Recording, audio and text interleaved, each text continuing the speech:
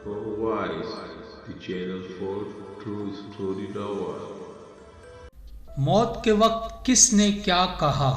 خلیفہ عبد الملک بن مروان یہ خلفائے بنو امیہ میں بڑے کروفر کا بادشاہ گزرا ہے۔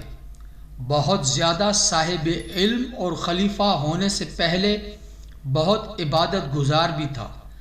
جب اس کی وفات کا زمانہ قریب آیا تو اس نے ایک غسال کو دمشق کے دروازے پر دیکھا کہ وہ اپنے ہاتھ پر کپڑا لپیٹ کر ایک مردہ نہلانے جا رہا تھا۔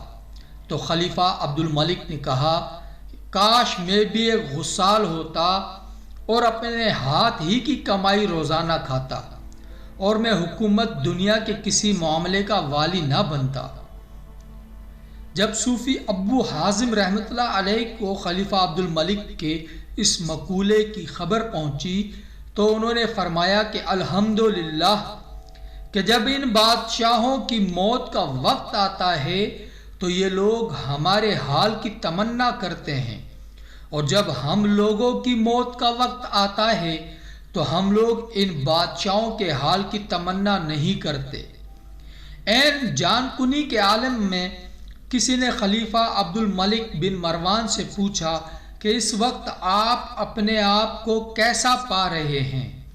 تو اس نے کہا کہ میں اپنے آپ کو بالکل ویسا ہی پا رہا ہوں جیسا کہ قرآن مجید میں اللہ تعالیٰ نے فرمایا ہے، سورہ انعام 94، اور بے شک تم ہمارے پاس اکیلے آئے جیسا ہم نے تمہیں پہلی بار پیدا کیا تھا، اور پیٹھ پیچھے چھوڑ آئے جو مال و متاع ہم نے تمہیں دیا تھا۔ یہ آیت اس نے تلاوت کی اور فوراً ہی اس کا دم نکل گیا۔ خلیفہ ہارون رشید خلفائے بنو العباس میں خلیفہ ہارون رشید جس شان و شوکت اور رعب و دبدبے کا بادشاہ گزرا ہے، تاریخ داں حضرات پر پوشیدہ نہیں۔ وہ موت کے وقت اپنے کفن کو الٹ پلٹ کر بار بار دیکھتا تھا اور یہ آیت پڑھتا تھا کہ میرے مال نے مجھے کوئی نفع نہیں دیا، میری بادشاہی ہلاک ہو گئی۔ الواقعہ 28-29۔ اس آیت کو پڑھتے پڑھتے اس کی جان نکل گئی۔ خلیفہ مامون رشید بہت ہی علم والا اور نہایت ہی رعب و دبدبا والا اور بہادر تھا۔